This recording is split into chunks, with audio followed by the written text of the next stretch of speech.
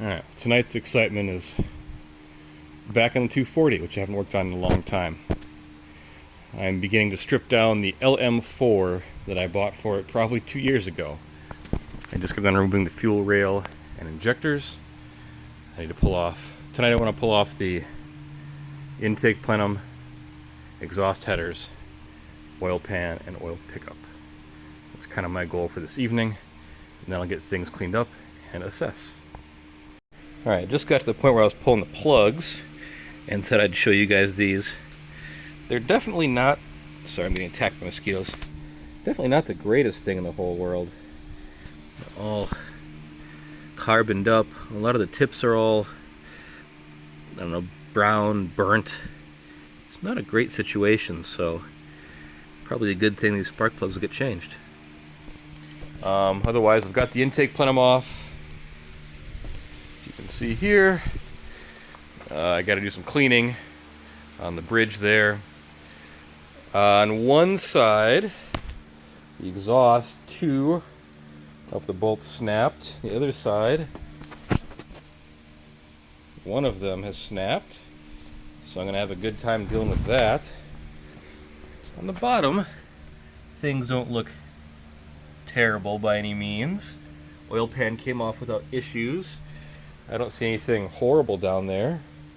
It's a little black, or a little crusty looking, a little dark, a little cruddy, that's a better word, a little cruddy looking, but nothing that screams horrible things have happened to this engine, so that's good. Yeah. Okay, so accomplished what I wanted to accomplish for the night. Got the engine as broken down as I'm going to get it. It could use some cleaning. I've got some parts noted that I need to order. Random bolts and things that are just toast and can't be used again. I've got some stuff that I could list for sale or for free to get rid of and out of my garage.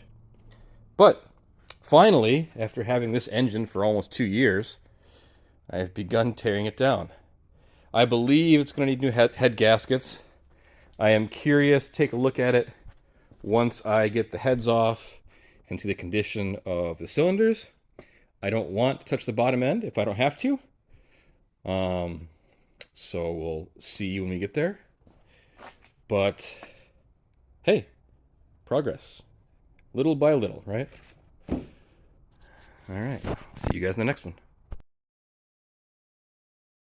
So while this grinds away here, why don't we have a bit of a voiceover explaining why it took me 900 years to go ahead and get the next update out on the 240. I was looking back through my videos and I noticed that the last 240 video I did was in the old garage, and that was over a year ago. So I'd been doing really well about recording weekly updates, and then my poor puppy Cindy got sick. We had to take her to the hospital. She was in there for like 4 days. It ended up costing me, and I'm not even joking or exaggerating, $13,000 for all of her treatments, the hospital stay, medicine, all that stuff. So I spent a lot of time with her, and then it took me a while to get motivated to get back out into the garage.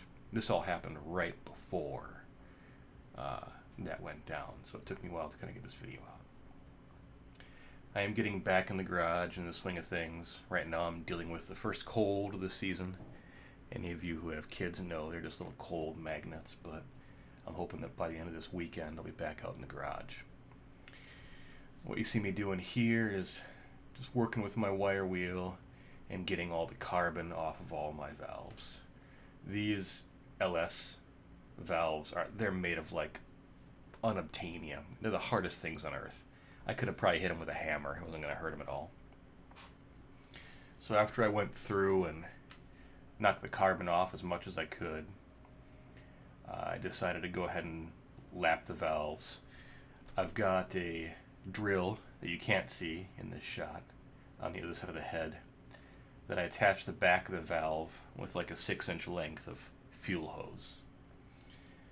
And all I'm really trying to do is get a better surface on there than I started with. The intake valves are pretty good, but the exhaust valves were all a little bit pitted. Now there's no way with the aluminum heads that I'm going to be able to actually grind down these unobtainium steel valves to get rid of all that pitting. But what I was able to do was clean up any pitting on the heads and make it so that even if there was still pitting remaining on the valves, it wasn't in a way that went through the entire cross section or contact patch, so it would seal again. Is that ideal? No. But I'm not building a, D1 race car. I'm building something made out of crap that I have in my garage. So I go through and finish up all the rest of the valves here. Now this part didn't actually take very long, a couple hours of work.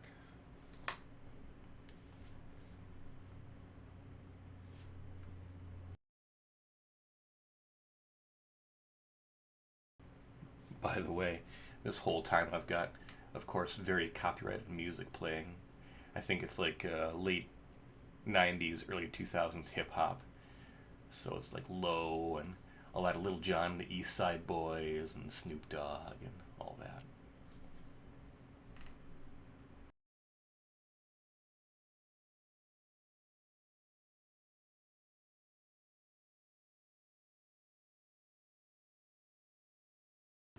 Alright, so after I finish lapping all the valves, I'm going to go through and install these oil seals here that I got with my BTR valve springs, and with a dual spring setup here to replace the factory honeycomb springs.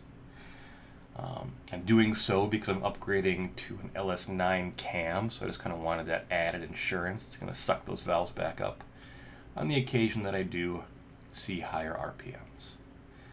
Now, funny story with that LS9 cam, I originally was going to go with an LS7 cam, but the buddy that I traded a bunch of parts for, including that LS7 cam, he wasn't quite sure that he actually gave me an LS7 cam, and he felt bad.